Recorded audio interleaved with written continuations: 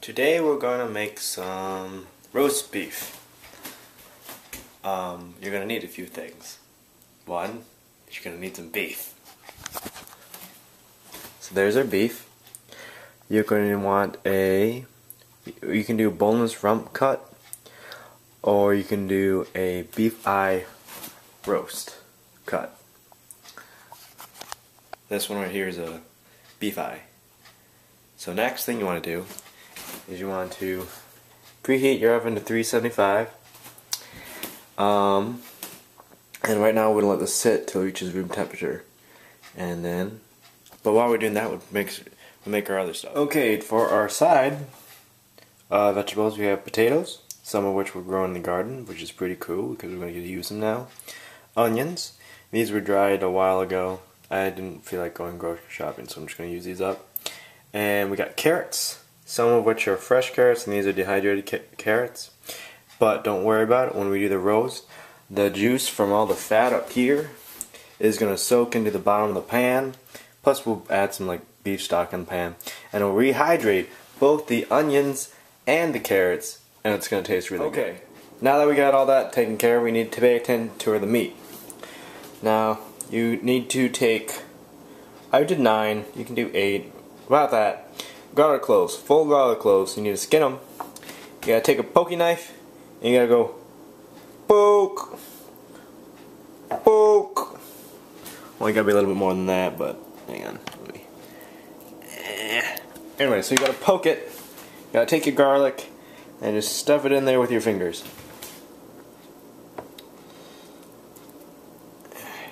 It's just hard to do it with one hand. It's not that difficult, but I'm holding the camera. Anyways, get in there. Okay, so you do that for all your garlic. This will add time to season the meat. You can use whatever you like. The most ingredients are called for salt and pepper of some sort, and some pepper. I put a little bit of olive oil on top so the seasoning will stick in, and so you don't make a mess. Put it underneath the plastic bag. Some people like to, after they're done, close it up and kind of rub the meat to get all the seasoning in there, but you need a little bit more than this to rub the meat with. And then close it up and you rub the meat. Or rather, massage the meat. Yeah, work it in there. So I rubbed the meat down, and now, as I said, you want the fatty side up, because that way, when the heat gets on it, this fat will melt and pour down all over the roast, making it moist. But as for added insurance, I'm going to put some beef stock in here, just because I like to check on it periodically and pour some beef broth on it, just to make sure it doesn't burn. You can get that. You can get, just beef stock. You can get it like Meijer or anything like that. And okay, now after you put the beef stock in, I did that for added security. I don't know if you have to do it or not. Now you can add in your vegetables. Again, the vegetables for the dehydrated stuff, the beef stock will also help rehydrate it. That's partly why I did it. Don't do what I did. I cut too many potatoes. That there, I don't know what I'm going to do with. So I forgot how small my pans were. Anyways, you're going to, the oven should be hot now. It's at 375. And now you're going to put it in there for, let me look at my notes.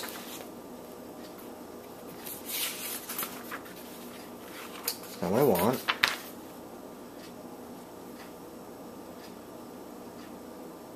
You're going to brown the roast at 375 for half an hour. Then you're going to lower the heat to 225 Fahrenheit and cook for an additional hour and a half to 2.5 hours longer. So this is a time commitment. You're going to cook until the inside temperature is 135 to 100 degrees Fahrenheit. That's what you need the thermometer for. So during that time, I will be over here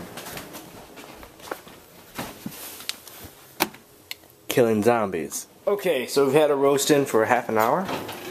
As you can see, it is browning very nicely. we need to reduce the temperature to, I forget, 225. And what I like to do,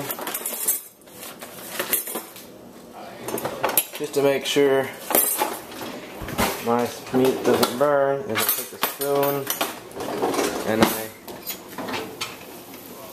take some of the broth and I just drop it over like that. You can just go right there and just like that. I like to do it every like 15 minutes or so, just make sure it doesn't burn on me. Anyways, I had to close this up before we lose too much heat. And there you go.